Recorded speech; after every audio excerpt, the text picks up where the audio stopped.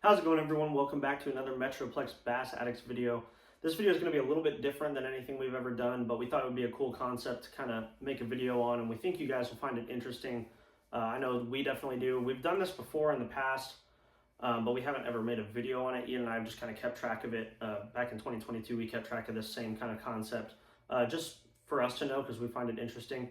But this year we decided to do it again, and we decided to share it with you guys. So we're actually going to be breaking down all of the baits that we caught, keepers that we brought to weigh in on this year, and then we're going to kind of show you how many keepers that we brought to weigh in we caught on each bait.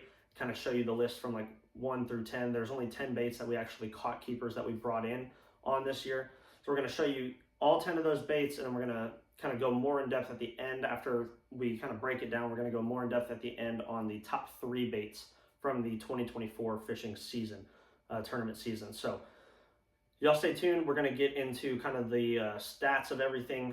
I'm going to screen record that on my computer for you guys first, and then after I show you guys a little bit of that information, we'll come back to the camera here, and I'll kind of show you the rods, reels, and line setups that we use for the top 3 baits. So y'all stay tuned. It's going to be a good one.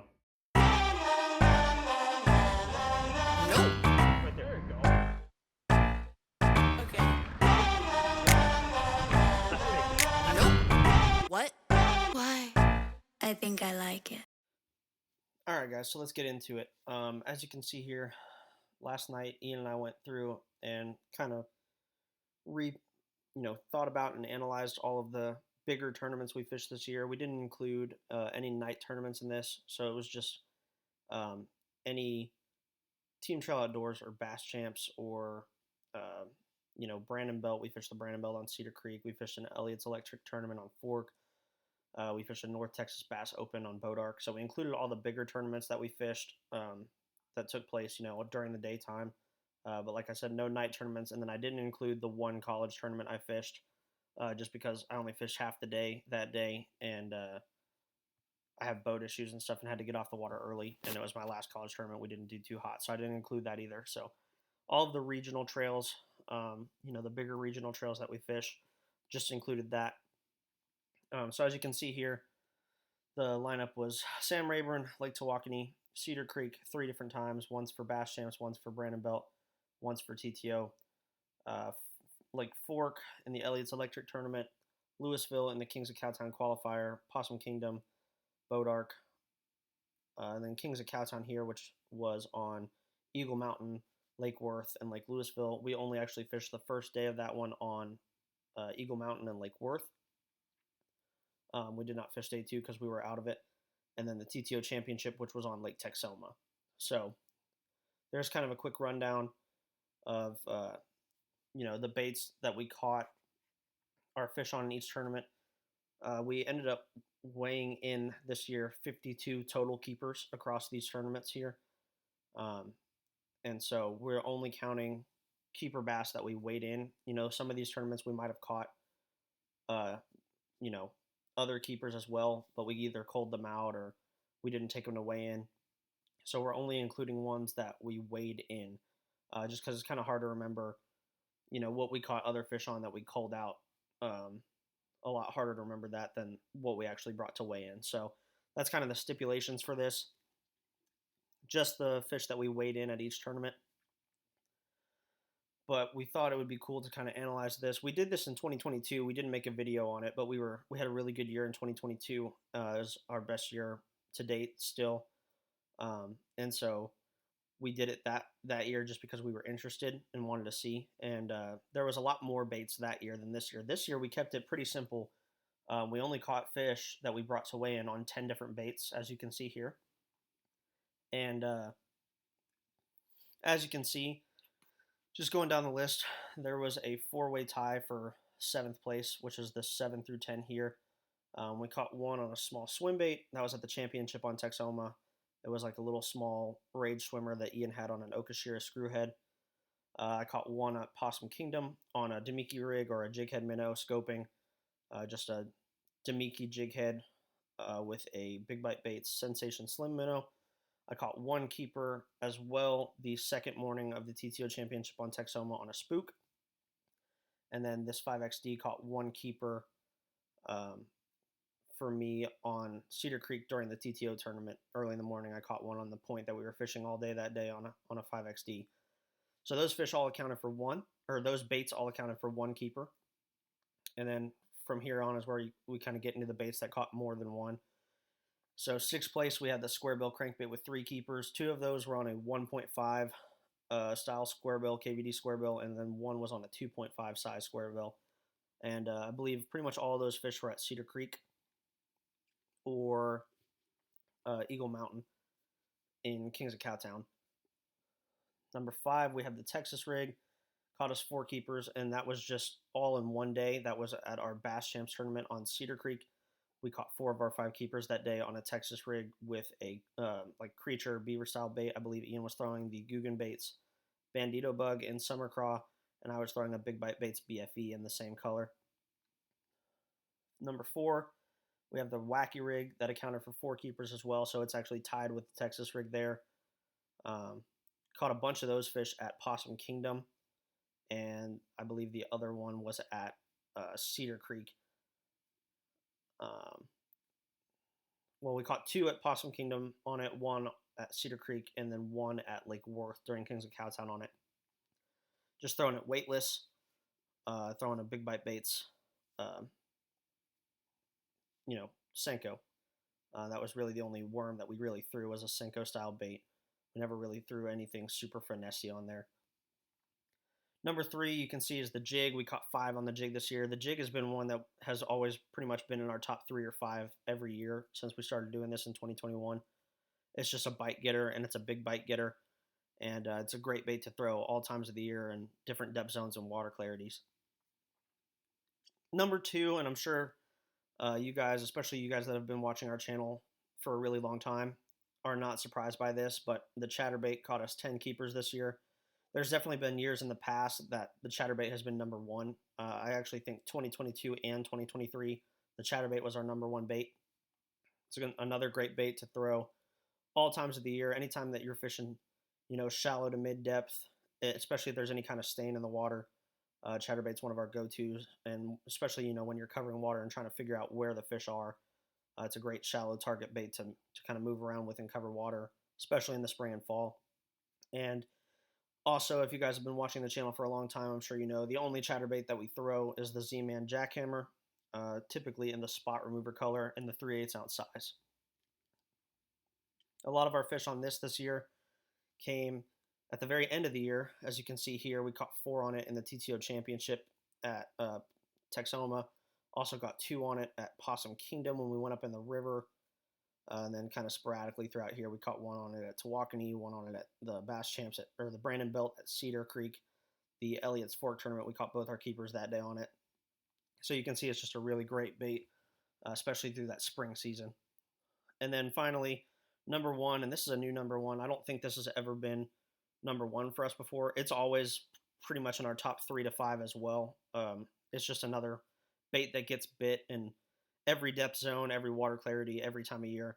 But you can see this year it really was the number 1 player for us by far and away. The drop shot caught 22 of our 52 keepers. So over a third of the keepers we weighed in this year were on the drop shot. You can see Rayburn, we caught all of our fish on the drop shot. You can see at Cedar Creek, aside from the one I caught on the 5XD, they were all on the drop shot. The Louisville Kings of Cowtown qualifier, all on a drop shot there. The Bodark tournament, all on a drop shot as well. Kings of Cowtown, 3 of the 6 we weighed in were on the drop shot. And then finally the championship at Texoma, we caught 1 on it as well. And so you can see a bunch of different places, Rayburn and Possum Kingdom, or Rayburn and Bodark, pretty far away from each other. They kind of fish they're a little similar, but, Rayburn has a lot more grass than Bodark does. You can also see, Kings of Cowtown, the 3 we caught on the drop shot, they were at Eagle Mountain. Eagle Mountain could not be more different than Rayburn. Same with Lake Louisville, couldn't be more different than Rayburn. So the drop shot was our go-to when the bite was tough or whenever we needed to get a bite and we weren't really on anything. Throw that drop shot out there, regardless of if you're fishing in 2 feet of water or 22 feet of water, trees, grass, rocks, docks, it didn't matter. That was the bait of choice for us this year in a lot of situations. Ian throws his with a classic drop shot bait, probably the most recognizable drop shot bait out there, the Robo Worm. And typically in like Morning Dawn or Aaron's Morning Dawn, one of those colors was pretty much always our go-to. And then for me, I was throwing a Big Bite Baits Sensation Cliffhanger Worm, which is basically just the Big Bite Baits version of the Robo Worm. And I also was throwing it in like Morning Dawn, or there's another color called Double Purple that works really well. And I believe I also caught a couple on like Green Pumpkin, Copper, and Purple. So a couple different colors, but mostly those pinks and purples of that like 4 or 5 inch Robo Worm style bait was what did most of our damage with the drop shot this year. So that is the quick rundown, just looking at the analytics there of our 10 baits that we caught keepers on this year and how many each one caught.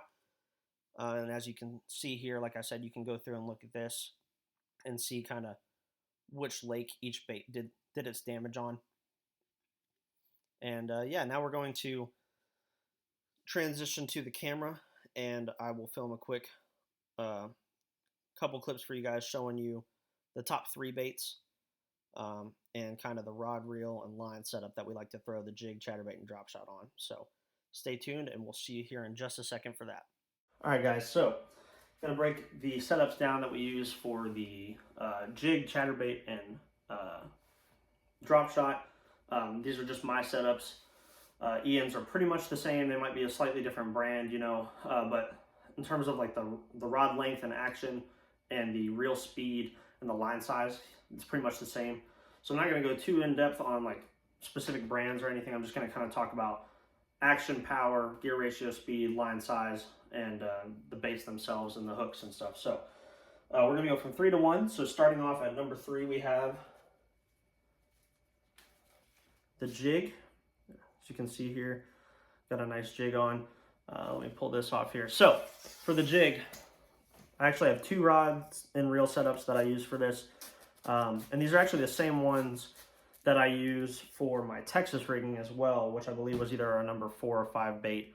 I think it was tied for 4th with the Wacky Rig. So I use these rod and reel setups for both the jigs and Texas rigs. But for the jig, pretty simple. One of the most iconic bass fishing baits, one of the best big fish catching baits year in, year out, no matter the time of year, water clarity, depth, temperature, anything like that, it just gets bit. Obviously there's all kinds of different jigs for different situations. There's swim jigs for swimming, kind of like a chatterbait, but they don't have a blade. If you're trying to catch them on a moving bait, but you need something more subtle, a swim jig's a good way to go. They got the structure jigs for going through heavy cover. They got flipping jigs, they got skipping jigs, they got finesse jigs, football jigs, and that's all just, based on the head size. But typically what I like to throw is something that can come through cover but also can skip really well. So like this jig here is the Berkeley Power Bait skipping jig designed by Gary Klein in like a brown craw color. You can see it's kind of like a brown, got a little bit of yellow as well and some black. Brown and red head, and then I've got a Big Bite Bait Sensation Ramtail in Summer Craw as the trailer. It's a good little trailer, fits on the jig really well. Those little flapping claws there have pretty good action. So that's kind of just a basic jig. This one, like I said, it's got a nice flat archy style head, so it skips really well. This is a 3/8 ounce size. We typically always start with 3/8, and then if we have to, we'll go up or down from there depending on how deep we're fishing and what the wind is like. But most of the time, it's a 3/8 will get the job done. Try to keep it simple there. That way, 3/8 works in shallow and deep water, works around all kinds of cover, and it's got a good fall rate to it. So that's kind of the jig itself. Typically like to stick with some kind of bluegill or crawfish looking color, browns and blacks like this, green pumpkin orange. If the water's really dirty, throw a black and blue or like a black and purple. But that's pretty much one of my go-tos right there, just this kind of brown and muted green style color with a summer craw trailer. One thing we also do, we always trim the weed guard up a little bit because it will typically stick way out here somewhere. So we like to take a pair of scissors and trim it down just so the hook can pass through it on the hook set a little bit easier. Still keeps your jig pretty weedless, but allows you to get a good hook set into the fish a little bit easier. You can see it passes through there pretty quick. But the main thing you want to look for on a jig, you just want to make sure it's got a good bait keeper for your trailer, something that will hold your bait on there pretty well and not allow it to slide off after banging it off a dock or one or two fish. You want it to be able to stay on there pretty good. This one's pretty good. This Berkeley jig has a pretty good bait keeper. And then you just want to make sure it has a nice stout, sharp hook, good weed guard that you can trim down. And then you just want to pay attention to the head design. If you want to skip the jig under docks or under trees, you want something with a flatter head.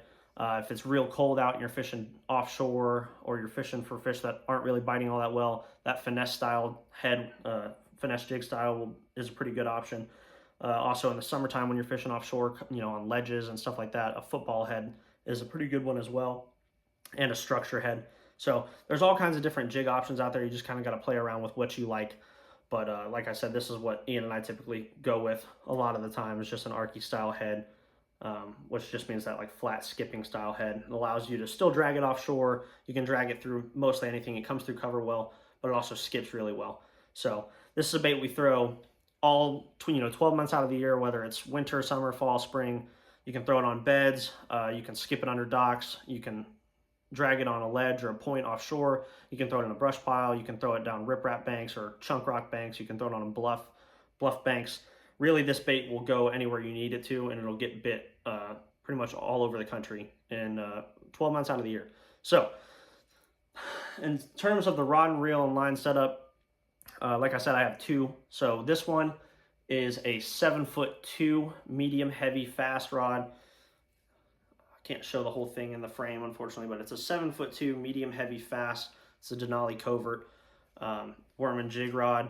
And then the reel, I have it on an Ardent Summit Hawk. It's an 8.0 to 1 gear ratio reel. You really want a high speed gear ratio when you're throwing a jig or a Texas rig, just so you can pick up slack line real fast, because a lot of times when you're dragging it, you'll feel them bite it, and you might have quite a bit of slack. You want to be able to reel that slack up fast and get a good hook set in that fish before it can take you underneath a dock and wrap you around a dock piling or into a brush pile. You want to be able to get the fish out of the cover. So high-speed gear ratio reel, like a 7.3 to 1 or higher, 7'2" medium heavy fast rod. And then I have this one with 17-pound fluorocarbon. So it's a little light. A lot of people like to throw 20 or 25. 17 pound on this one, and I'll show you why, because I have two setups. This is a luxury that, if you have two setups, then you can set up one with one line size and one with the other. If you have just one, I would recommend going 20 over 17, just because that is a little bit heavier, and it'll get you through, fishing all day through a variety of different cover a lot better than 17 will. But there are times when that 17 will get you more bites. Typically, you want to go with the lightest line, and this isn't just for jigs, this is for any bait. You want to go with the lightest line you can, that you still feel comfortable throwing around the cover and being able to get the fish out of whatever you're fishing. So that's one setup. This other one that I have, I don't actually have any line or bait on it right now. I just stripped the line. I'm going to put new line on it here soon, but it's a 7'4" medium heavy fast. So it's just 2 inches longer, but it's a little bit longer. 7'4" medium heavy fast action Denali lithium rod with an Ardent Apex Lightning, also an 8.0 to 1 gear ratio reel. And then I'll put 20-pound fluorocarbon on this one and throw my jigs on it. We stick with pretty much exclusively Seagar and VizX fluorocarbon, but the red label's fine too. Just whatever your fluorocarbon of choice is. So that's what I like to do. I like to run two, one with a 7.2 rod with 17-pound line, and then a 7.4 rod with 20-pound line. Both are medium heavy fast action rods, and then 8.0 to 1 ratio reels. Like I said, it allows you to pick up that slack quickly and control that fish when you're fighting it. The main thing though is you want a medium heavy, or even a heavy would be fine. Medium heavy or heavy action fast rod. You want that fast tip so that it's not loading up real parabolically on the hook set like you would on a crankbait rod. It's a big beefy hook. You want to be able to drive it through that fish's mouth. So the 7'4" I use when I'm around thicker cover, because like I said, I'll put 20-pound fluoro on this one. So if I'm fishing in really thick cover that I'm worried about lighter line breaking, I'll throw this 7'4" with the 20-pound. Or if I'm fishing offshore, a lot of the time I'll throw this 7'4", just because the extra 2 inches of rod length allows me to make a little bit longer of a cast than the 7'2". So when I'm throwing offshore or fishing really heavy cover, I'll use that 7'4" medium heavy. When I'm like real shallow pitching targets, or and I'm trying to be accurate, or the cover's kind of sparse and it's more open water fishing, I'll throw that 7.2 with that 17-pound line. So those are the jig setups. Oops. So that's number 3, or actually, yeah, number 3. Okay, and then next up, number 2, we have the chatterbait, which we already told you guys pretty much all we throw exclusively is the Z-Man jackhammer. This is like some kind of bluegill color. We typically throw spot remover. You can find it on pretty much any fishing website. If you just look up jackhammer chatterbait, you can find the spot remover color. That's our go-to day in, day out, regardless of water clarity or temperature. It just seems to get bit better than almost any other color, for us anyway. So the spot remover with a white, like fluke style trailer normally, but the craw trailers work well as well if you're into that, or even a boot tail swim bait would be fine. We typically like that split tail fluke style trailer, like the Big Bite Baits Kamikaze Swim On, or the Lake Fork Trophy Lures Live Magic Shad is our best one. That's like the chatterbait trailer of all chatterbait trailers, the Lake Fork Trophy Lures Live Magic Shad. The boot tail Magic Shad is good too, but that Live Magic Shad is just a different breed. Typically in like a pearl or a green pumpkin color, depending on what color chatterbait we're throwing. But you can throw, we typically throw shad colors. You can throw bluegill, you can throw black and blue, you can throw craw. They all catch fish. They all have their strengths and weaknesses. But day in and day out, that spot remover is what we typically go with, at least to start. Sometimes in the spring, I'll start off with a fire craw, like in the pre-spawn, just because everyone knows, especially in East Texas, that like oranges and reds can be really good in like late January through March and April when they're pre-spawn and those crawfish are coming out. But just a 3/8 ounce size is what we start with. We really only throw 3/8 and ½ ounce, but 90% of the time it's a 3/8 ounce, unless we need to get it a little deeper. But on this one, I have 3 of these rods. This is the only setup I throw chatterbaits on. I also throw swim jigs on this setup, but it's a 7.2 medium heavy, moderate fast action rod. So it has still a pretty fast tip, but it kind of also has that slow load like a crankbait rod. So it's kind of the blending of a worm and jig rod and a crankbait rod. It's 7.2 medium heavy, moderate fast. It's the perfect action to let the fish get the bait in their mouth without ripping it out. And I hardly ever lose any fish on this rod. The hook to land ratio on this setup is ridiculous, probably the best I own. So yeah, 7'2", medium heavy, moderate fast action rod, a 7.3 to 1 gear ratio reel, and then 17-pound fluorocarbon. You can also throw 15-pound fluorocarbon. I typically like to throw the 17. It helps keep the bait a little higher. But if you need to get it deeper, go to that 15. The lighter line will help you get the bait a little bit deeper. Cool thing about a jackhammer is you can crawl it and the blade still moves. A lot of other chatterbaits, if you try to fish it that slow, they'll kind of just gunk up. The jackhammer won't do that. You can fish it super slow or really fast. It works either way, so it just depends on what you're trying to do. If you're fishing real shallow water, you can burn it fast. If you're fishing a little bit deeper, or if it's cold and you think the fish are a little more lethargic, you can crawl it and it'll still chatter and do what it's supposed to. But throw it on a 7.0 to 1 gear ratio Ardent Apex Grand, 7.0 to 1 gear ratio, or like a 7.3. Anything in the 7s is perfect in my opinion for throwing a chatterbait, because it allows you to still slow down. You can still slow it down and crawl it, but it also is a high enough speed gear ratio reel that you can burn it right near or like under the surface if you need to as well. So 7.0 or 7.3 to 1 gear ratio bait cast reel, 7'2" medium heavy moderate fast action rod, and then 17-pound fluorocarbon on the jackhammer. And that is the jackhammer setup. So that was number 2, caught 10 of our keepers this year, and it's been number 1 for us. Probably 90% of the other years that we've been fishing tournaments, this has been like the bait year-round for us. So definitely a good one. I would definitely start fishing it if you haven't already. That will take care of that.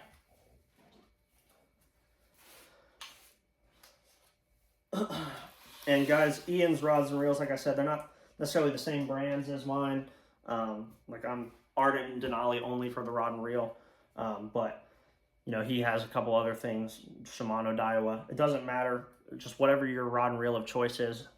Just really pay attention to the rod actions, lengths, powers, and then like the reel speed and the line size. So that's all the same. Ian and I throw the same in that category. So those are 3 and 2. And then last but not least, we have the number 1 bait for us this year, which was of course the drop shot. And I have 2 setups for this one as well, kind of like I did with the jig. The first one, if I can get it unstuck, is, and I don't actually have the worm on here, but I'll dig out a worm here in a minute and show you guys what worm I like to throw. But I do have the actual drop shot on here, just no soft plastic on it at the moment. But this is a 7'6" multi-purpose spinning rod. So it's a 7'6" medium, moderate fast spinning rod. It's very parabolic, kind of like a cranking rod. I like that for a drop shot. You know, you want something that's really light and allows you, and really sensitive, allows you to feel those light bites. But 7'6" medium, moderate fast action spinning rod, and then just, you know, your spinning reel of choice. This is an Ardent C-Force. It's got a 5.2 to 1 gear ratio reel, which is pretty fast for a spinning rod or a spinning reel. I like a faster speed spinning reel for a drop shot just because it's kind of like the jig. A lot of times they'll pick it up and you may not feel them, or they'll run straight at you, and so a little bit faster reel helps you catch up to them and make sure you land those fish. Yeah, Ardent C-Force 5.2 to 1 gear ratio spinning reel. Denali Covert Light 7'6", medium, moderate, fast spinning rod. And then I use a 20-pound Cigar Smackdown braid mainline. And then I tie on like a 20 to 30 foot 8 or 10 pound Cigar Invisex fluorocarbon leader. And then this varies, you know, the length of the leader varies from your hook to your weight. Sometimes it's only like 10 to 12 inches like it is right now. Sometimes it can be, I'll do it anywhere up to 3 feet long. So you just kind of have to let the fish know, or like tell you what they're doing. You know, pay attention to your graphs, see how they're relating to the bottom, see where the bait is, and just kind of fish, you know, different lengths until you figure out which one's working best. It also depends on the cover, right? Like if you're fishing a drop shot over a grass bed that's a foot tall, you probably want your leader, your distance from your weight to your hook at least 1.5 feet so that your bait's staying above the grass. So you just got to kind of play around with that. But like I said, 20-pound braid mainline, and then I'll tie a 20 or 30 foot 8 or 10 pound fluorocarbon leader. A lot of times it's 10 pound, especially when I'm in East Texas, just because there's so much grass and wood. But if I'm fishing more open water, like on Lake Texoma or Possum Kingdom, or if I'm fishing offshore, I'll go down to 8, just because I believe lighter line always helps you get a few more bites. As far as the hook, there's a couple different ones I throw. This is a Mustad KVD grip pin. It's like the little grip pin finesse hook. I also throw the Mustad Titan X Wacky Nico hook, and then just a 3/8 or a 1/4 ounce tungsten drop shot weight. The cylinder one is typically our go-to, but you know, the teardrop one works fine too. This one just slips through cover a little bit better in my opinion, so I would typically start with that. But just, you know, a size 1 or a 1/0 hook. A lot of people like to throw circle hook. Ian throws a circle hook as well. You can do that. I typically don't throw a circle hook. I like to throw just like a straight shank small Texas rig hook with a grip pin like this, or like a small wacky rig hook that's a straight shank, just because I can set the hook a little harder with that and make sure that I have those fish, especially on the largemouth. I feel more comfortable with the largemouth whenever I've got this kind of hook on there. But the circle hook works fine as well. You just have to be a little bit softer with the way that you set into them. It's more of like a reel and pull set than an actual hook set, whereas these kind of hooks, you can actually set the hook a little bit on your drop shot and catch them. So that's one setup. The other setup I have is pretty much the same exact thing, other than it's shorter. So like I said, this one was a 7'6" medium, moderate, fast spinning rod. And then on the other one, it's just a 7-footer. This one's a 7-foot multi-purpose medium, moderate, fast spinning rod. So it's just 6 inches shorter, but it's basically the same exact rod. It's a Denali Lithium Pro. And then I have an Ardent Ignite spinning reel on here. Also in a 5.2 to 1 gear ratio, and then same thing, 20-pound braid mainline to an 8 or 10 pound fluorocarbon leader that's about 20 or 30 feet long. I like to have one short and one long drop shot rod. The longer one, the 7.6, I'll throw it offshore a lot when I'm trying to make really long casts. You know, drop shot can be kind of hard to cast just because it's so light. So that extra 6 inches of length allows me to make a long cast, and then it also allows me to pull more line on my hook set when I'm fishing for those fish in deep water with light line. When I'm fishing shallower, you know, skipping under docks, or, you know, fishing isolated stumps, or when I'm fishing, you know, anywhere where I need to make a little bit more accurate pitch or cast, I'll throw this shorter 7-footer. But that's my 1-2 punch with the drop shot. One 7'6" medium moderate spinning rod, medium moderate fast spinning rod, one 7-foot medium moderate spinning rod, and then both have a 5.2 to 1 gear ratio reel, 20-pound braid mainline to an 8 or 10 pound fluorocarbon leader. I typically do 20 to 30 feet, and then a small number 1 or 1/0 finesse straight shank hook. Ian throws a circle hook, and then anywhere from 12 to 36 inches of line between that and a hook or a weight, a cylinder or teardrop tungsten drop shot weight. A lot of people like to just tie on like 3 to 4 feet of leader line, and that's fine too. But I tie on, like I said, 20 or 30 feet of leader line most of the time, and I've kind of started to get Ian to do this too. Especially in a tournament, it saves you a lot of time. Because if you have a couple feet of line that gets, frayed up in some rocks or something, or twisted up, instead of having to tie on a completely new leader, you can just cut that couple feet of line off and then retie your bait, and you can get through a whole tournament day on 20 to 30 feet of leader line, as opposed to having to retie your leader 3 or 4 times throughout the day. So it saves you a bunch of time in a tournament setting. And it doesn't really, it doesn't cause any line twist. It does what a leader is supposed to do. It keeps the line from getting all twisted up and stuff on your spool. And then real quick, let me show you guys the worm. 1 second. Okay guys, so here I have my favorite drop shot worm. And like I said, Ian throws the Robo worm. That's classic. It's like the drop shot worm. So, the KVD half shell and KVD Dream Shot from Strike King is a good one. The Berkeley hit worm, I think is what it's called, is another good one. Pretty much every company has a good drop shot worm. So, but just a typical 4 or 5 inch straight tail, just kind of finesse worm with a flat bottom, and just nose hook, right through the nose there, and dance it. If you're around heavy cover, you can just slide it up on your straight shank hook and Texas rig it. If you're around a lot of trees or something and you're worried about getting snagged, I'll do that. But just something like that. This was one of the colors I used a lot this year. It's called Perch Dinner. Another one that I used was Green Pumpkin, Purple, and Copper. And then the main color that we use all year, the packages aren't open yet, but I'll show you, is this color right here, Morning Dawn. That's a great color for a drop shot bait, just that nice pink and purple. Double purple's another good color. Aaron's Morning Dawn and the Robo Worm. Great color for a drop shot worm. You can also drop shot, fluke style baits like a Strike King Baby Z2 or a Big Bite Baits Sensation Slim Minnow.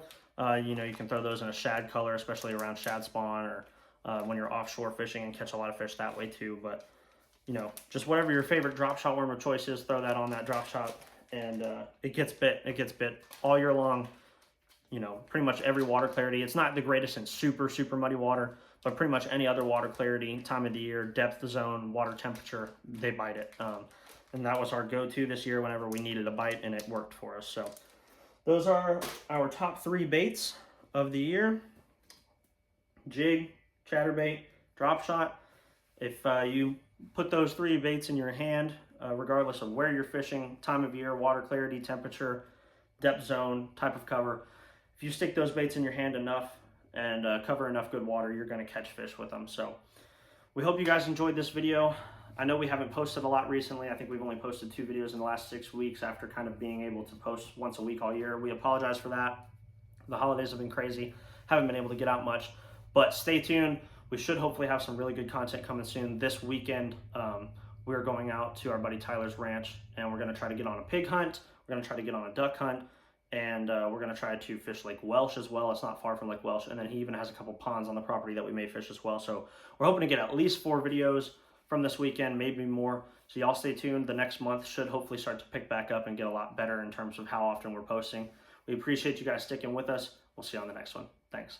I got the bread and I got the juice. I got some dogs and I let them loose. Bring in the storm, but this ain't the Zeus. Walk in the skies, but this ain't the loop. This ain't the cruise. We ain't the same, you ain't have a clue. I'm in the game and untouchable, cause I got the flame and this is the proof. Loading my tote, I still want all the smoke. We ain't talking about jokes, we just talking about more. I see y'all.